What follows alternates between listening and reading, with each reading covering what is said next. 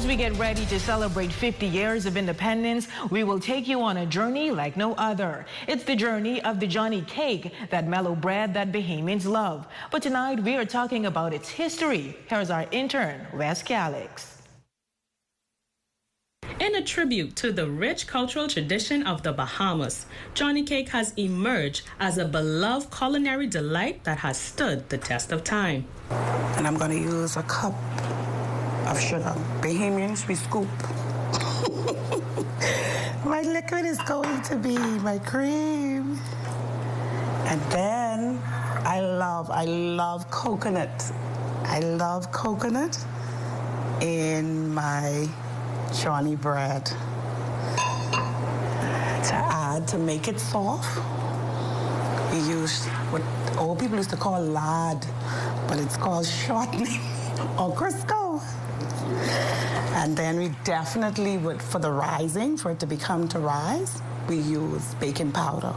And it's as simple as that. It's not difficult at all. Anyone can make a Johnny cake. Dating back to the 1700s, Johnny cake was a portable and easy-to-prepare treat for travelers, whether they were journeying from Holmes Rock to Pindus Point or exploring other distant destinations. Over the years, this delectable dish has evolved and transitioned from rock ovens of the yesteryear to modern home oven. Tanya Monroe, who grew up under the watchful eye of her grandmother while baking Johnny cake, reminisces about the changes she has witnessed in the preparation process. To go with our pig feet or chicken sauce. Back then, it was well known as Journey cake because it traveled well long distance. But now, we call it Johnny cake.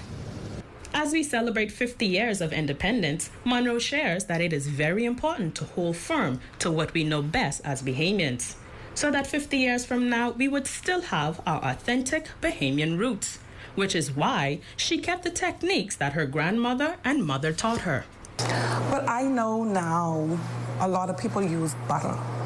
They would use butter, they would use more milk or heavy cream, different things, but it was just a simple cake where you just had the flour, the water, and if they had sugar, the sweetening. But I had a grandmother that she would sometimes they would put cassava or something different just to give it some flavor.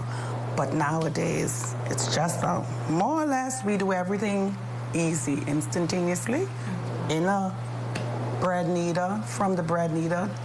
Well, I still use my rolling pin. I still use. And she is passing those techniques to her son and her students that she works with the goal of keeping the authenticity of Bahamians alive. One of the reasons I remain traditional is because I believe in certain things you should not lose what it was all about. The authenticity of it should remain, because as I get my grandchildren, I want them to experience what I've experienced with my grandmother, which she showed me the old way, and certain things just should not change. The older you get sometimes and you feel as if you're losing who you are, the more you want to hold on to it. And I think that is where the Bahamas is. We are seeing so many different things, but because we're seeing so many different things and certain things, we're not going to let go. For the Bahamas Tonight, Northern Edition, I'm intern Wes Calix.